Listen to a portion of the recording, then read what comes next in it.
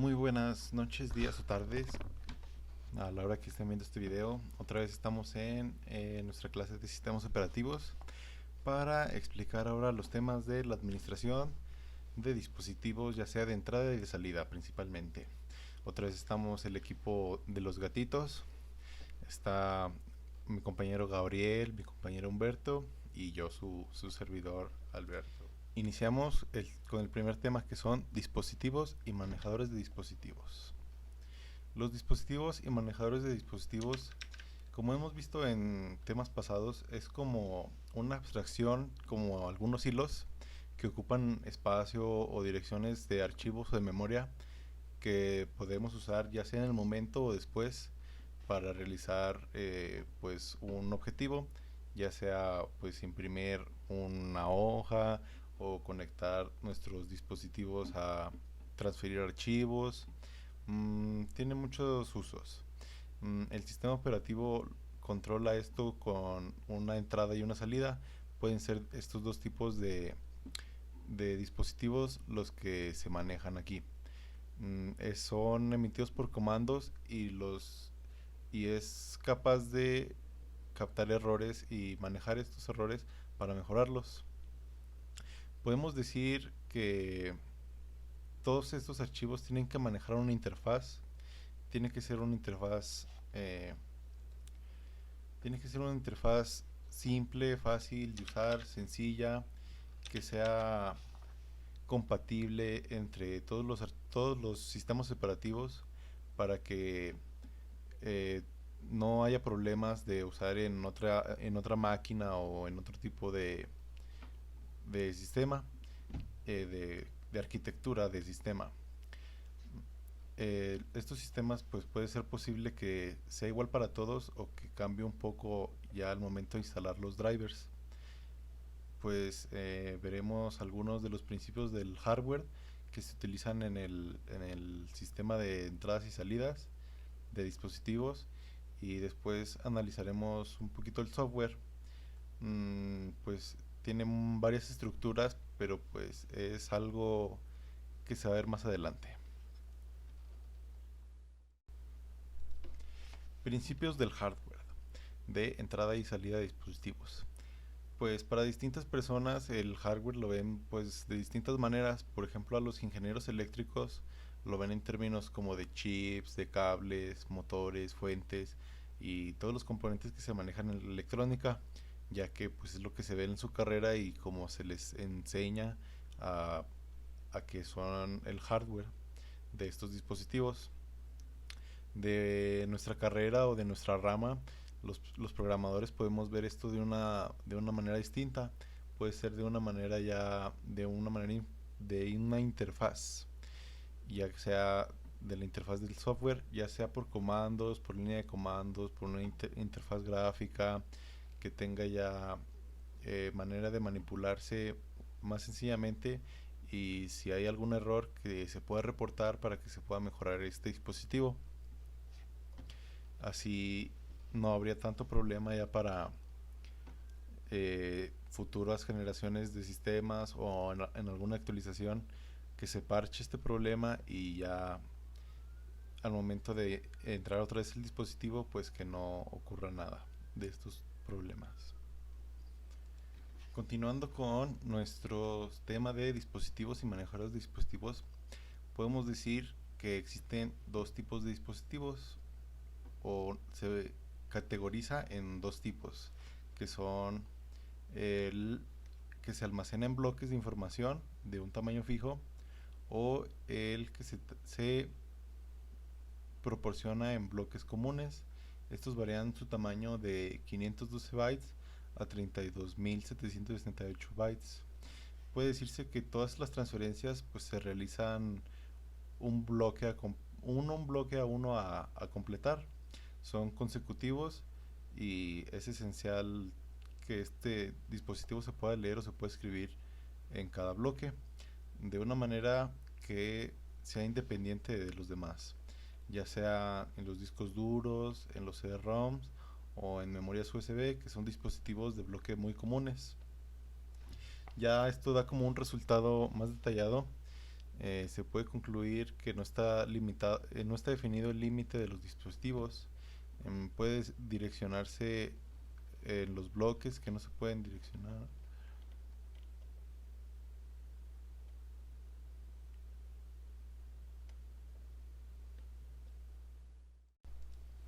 Para terminar, pues veremos un poco de los tamaños de los dispositivos de entrada y de salida.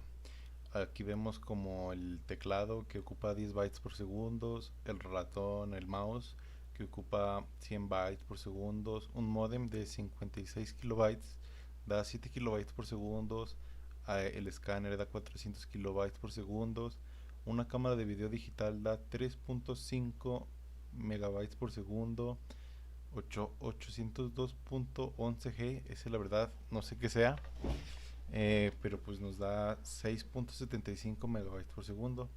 Los CD-ROM nos da 52. Un CD-ROM de 52X nos da 7.8 megabytes por segundo. El Fast Ethernet nos da hasta 12.5 megabytes por segundo. La tarjeta Compact nos da 40 megabytes por segundo. Un Firewire nos da 50 megabytes por segundo. Un USB 2.0 nos da 60 megabytes por segundo.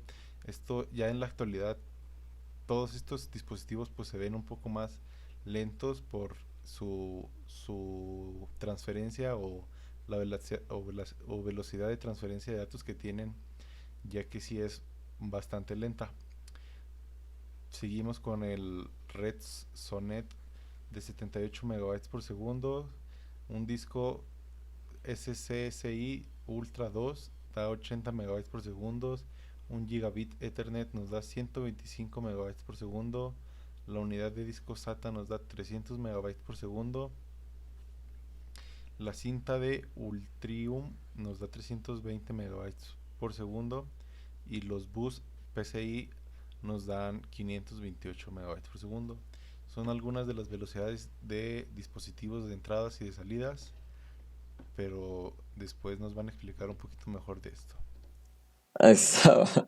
Vamos a iniciar primero con mecanismos y funciones de los manejadores de dispositivos.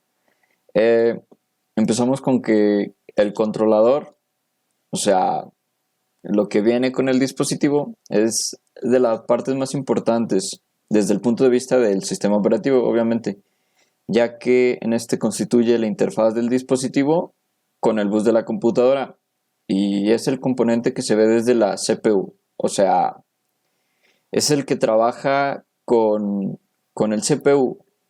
El dispositivo, por ejemplo, un mouse no se comunica directamente con lo que sería nuestro CPU, sino se comunica el driver o el manejador de dispositivos, el cual el mouse le envía la información, pues, por ejemplo, la analiza o la transforma y directamente se transforma en información que pueda comprender el CPU y se comuniquen.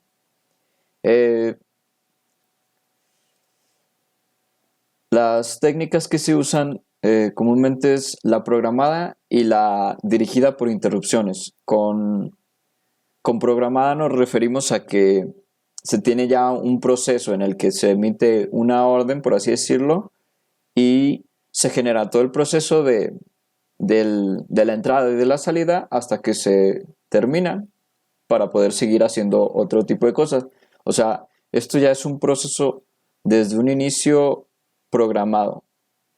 Y la otra sería la dirigida por interrupciones. Esta es la más común, por así decirlo, o la que nosotros generamos más, los usuarios, que en esta es obviamente por órdenes de interrupción. O sea, se está haciendo un trabajo en la CPU y nosotros, por ejemplo, introducimos un dispositivo USB, se genera una interrupción y se dan todas las instrucciones para el proceso que se necesita para ese dispositivo y pues la carga que se tenía en ese momento se suspende para darle toda la prioridad al dispositivo en el que se acaba de conectar para poder trabajar en él.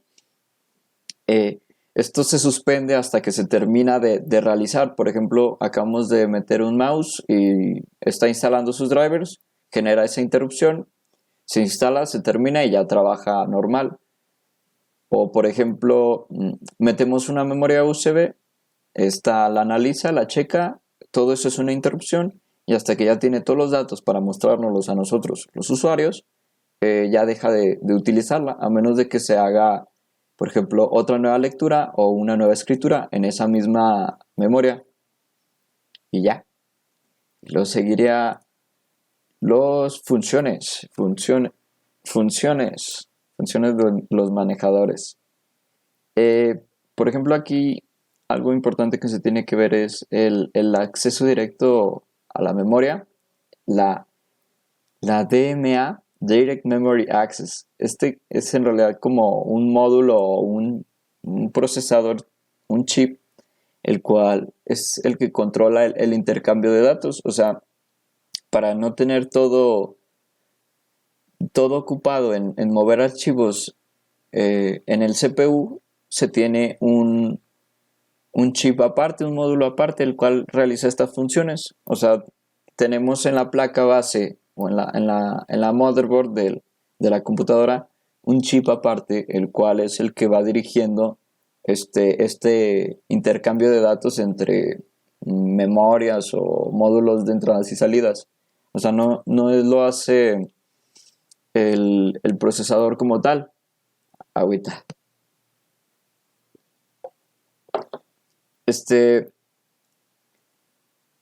Ahí es una pausa. En la mayoría de los sistemas operativos, el DMA es la forma dominante de transferencia ofrecida por el sistema operativo. O sea que este es el que hace la transferencia de datos. Tenemos una carpeta en una unidad de estado sólido y otra en otra unidad de estado sólido, y al moverla de una unidad a otra unidad, este DMA es el que se encarga de hacer todo ese proceso de movimiento de ficheros de información. Se tiene también que recalcar que el controlador, al ser una parte crítica del sistema operativo, el fallo de un controlador puede ser más grave que otros errores de software, pudiendo generar bloqueos del ordenador o, bueno, del computador, o incluso dañar el hardware, debido a que el hardware es determinista a encontrar y solucionar un fallo en un controlador. Suele ser una tarea bastante difícil de realizar, ya que no solo hay que monitorear el programa, sino también el propio dispositivo. O sea, puede generar errores tanto de hardware como de software. Ahí va otra. Las funciones generales que realizan los manejadores de dispositivos tienden a ser categorizadas por dos formas: las independientes del dispositivo, o sea, que cada dispositivo tiene sus propias funciones, pero comúnmente son generales, o las que independientemente del dispositivo las hacen todos. Comúnmente las funciones generales realizadas por el software independiente, o sea, del dispositivo, son la interfaz uniforme para los manejadores de dispositivo. Esto se debe a que cada dispositivo tiene su propio manejador. O sea, no es lo mismo el manejador de una impresora que el de un teclado, o el de un mouse al de una cámara web. O sea, cada uno de ellos tiene su propio manejador de dispositivos. Otra cosa también importante es el nombre. Por ejemplo, cuando se suele tener un dispositivo y se inserta en la computadora, aparece el nombre de ese dispositivo. Eso sirve como un identificador de cada uno de los dispositivos. También otra cosa es la protección del dispositivo. Como ya se dijo anteriormente, el sistema operativo no trabaja con el dispositivo, sino que con el driver. El driver es el que maneja todo eso del dispositivo. Entonces ahí hay como una pequeña tercera puerta entre el dispositivo, la computadora y el driver. Otra cosa también es proporcionar un tamaño de bloque independiente al dispositivo. Otro más sería el uso del buffer, debido a que los datos que genera un dispositivo se envían al buffer y de este ya lo analiza pues más bien ya trabaja con él el sistema operativo. Otra cosa también es la asignación de espacios en los dispositivos por bloques. Además, la asignación y liberación de dispositivos de uso exclusivo. También otra cosa importante es el informe de errores. A muchos drivers te dan informes de errores de, por ejemplo, si está funcionando bien un dispositivo o si no está funcionando, si llega a tener una falla o si simplemente ya tiene algún defecto.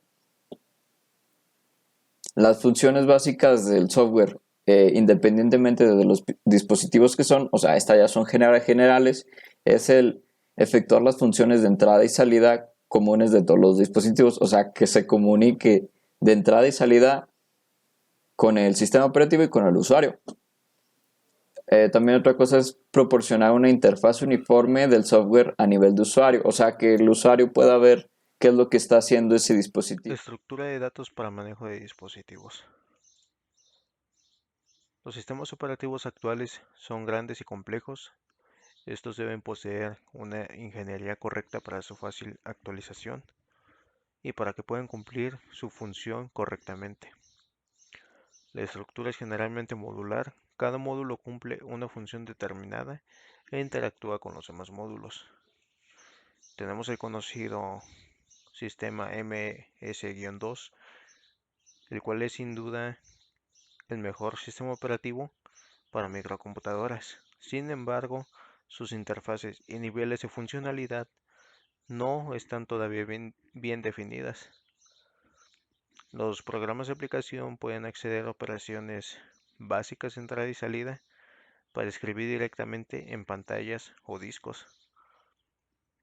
Este libre acceso lo que provoca es que hace que el sistema sea vulnerable, ya que un programa de aplicación puede eliminar por completo un disco rígido por alguna falla. Además, este sistema también está limitado al hardware sobre el que corre. Tenemos una estructura simple utilizada por la versión original de Unix, la cual consiste en dos partes separadas, el kernel y los programas de sistemas. El kernel fue posteriormente separado en manejadores, que son conocidos como drivers de dispositivos, y una serie de interfaces.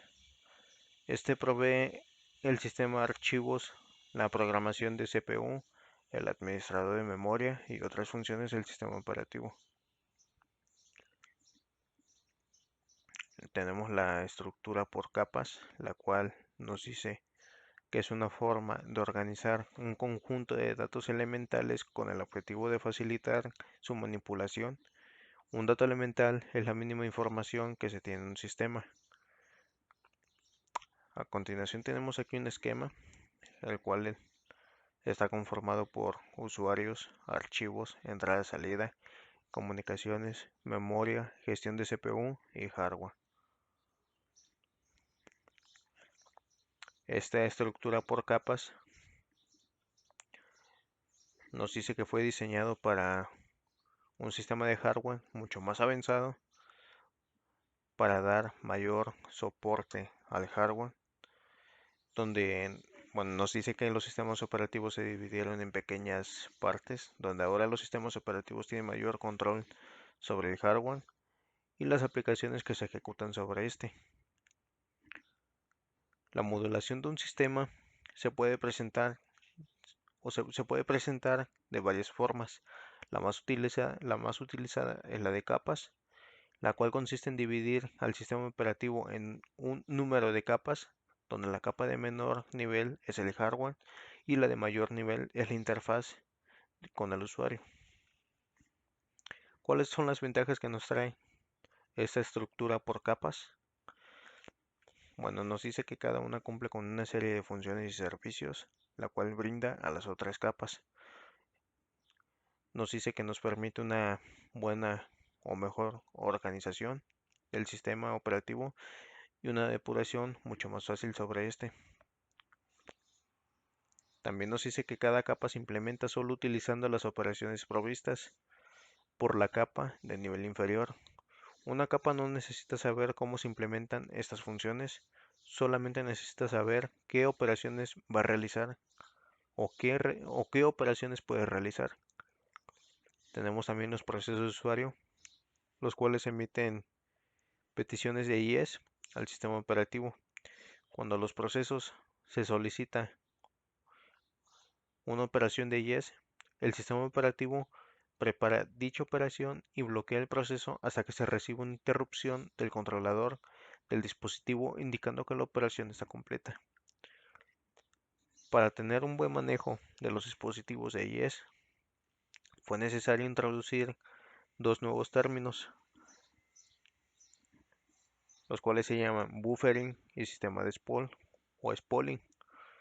El buffering nos dice que trata de mantener ocupados tanto la CPU como los dispositivos de IES. Los datos se leen y se almacenan en un buffer. Una vez que los datos se han leído y la CPU va a iniciar inmediatamente la operación con ellos, el dispositivo de entrada es introducido para iniciar inmediatamente la siguiente lectura. La CPU y el dispositivo de entrada permanecen ocupados cuando la CPU esté libre para el siguiente grupo de datos. El dispositivo de entrada habrá terminado de leerlos. La CPU podrá empezar el proceso de los últimos datos leídos, mientras el dispositivo de entrada iniciará la lectura de los datos siguientes.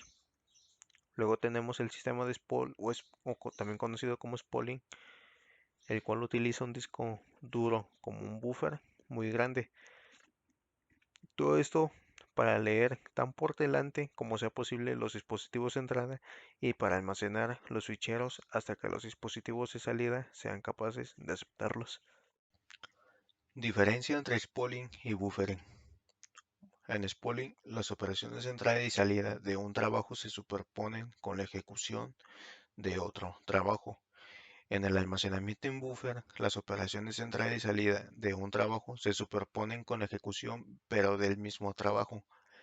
Por lo tanto, esta es la principal diferencia entre spooling y buffering. ¿Cuál es el funcionamiento de spooling? Bueno, este está basado en realizar las operaciones de entrada y salida sobre el disco o medio de almacenamiento, guardando en él las operaciones o las informaciones suministradas por los periféricos de entrada y los archivos o ficheros de salida. Uso de spooling. Un pequeño ejemplo es cuando usamos la impresora, el cual los datos que son enviados a la impresora antes de que produzca una salida efectiva de estos documentos, esto está sometido a un proceso el cual es los documentos son guardados temporalmente en un área o en un disco llamado buffer. La impresora lo saca de este a su propia velocidad, donde el usuario entonces puede realizar otras operaciones en la computadora mientras la impresión tiene lugar en segundo plano. El spooling permite también que los usuarios coloquen varios trabajos de impresión en una cola a la vez, en lugar de esperar a que cada uno acabe para poder enviar el siguiente documento. ¿Cuál es la importancia? Bueno, permite al usuario dedicarse a realizar diferentes tareas en la computadora.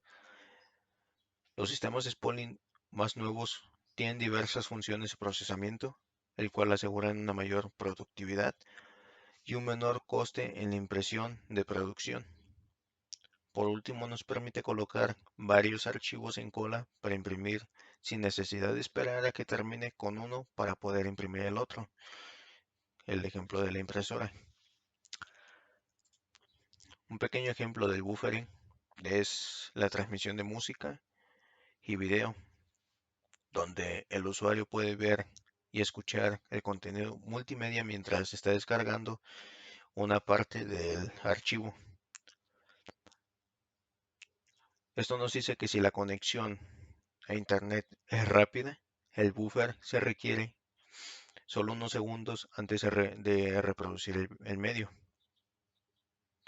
Si la conexión a internet no es lo suficiente rápida, entonces es necesario usar el buffer durante algún tiempo. En general, el almacenamiento en buffer ayuda a manejar la falta de coincidencia de velocidad entre productores y consumidores y flujo de datos. Por último, tenemos nuestra conclusión de esta presentación que nos ayuda mucho a tomar en cuenta los dispositivos, a verlos de una manera que es un poco más técnica, de cómo nos ayudan, cómo el sistema operativo funciona gracias a nuestros dispositivos, nos ayuda a hacer todo más fácil, a tener pues todo ya prácticamente hecho sin tener que programar nuestros dispositivos. En algunos casos sí tienen que programar, pero pues son casos específicos como drivers de video, drivers de que te falten de algún mouse, algún teclado, algún micrófono en especial. Pero pues la verdad la mayoría de estos dispositivos pues ya vienen diseñados para que el sistema operativo los reconozca de inmediato mediante el internet. Es algo que nos ha ayudado mucho a progresar tecnológicamente y que a todos los usuarios nos ha beneficiado mucho, ya que sin esto pues batallaríamos mucho para comunicarnos con nuestro sistema o con nuestra máquina para realizar alguna tarea muy simple. Y terminaríamos con esto la exposición. Nosotros fuimos el equipo de los gatitos para la clase de sistemas operativos y nos veremos en la próxima unidad, que quién sabe qué temas tengamos que exponer. Gracias.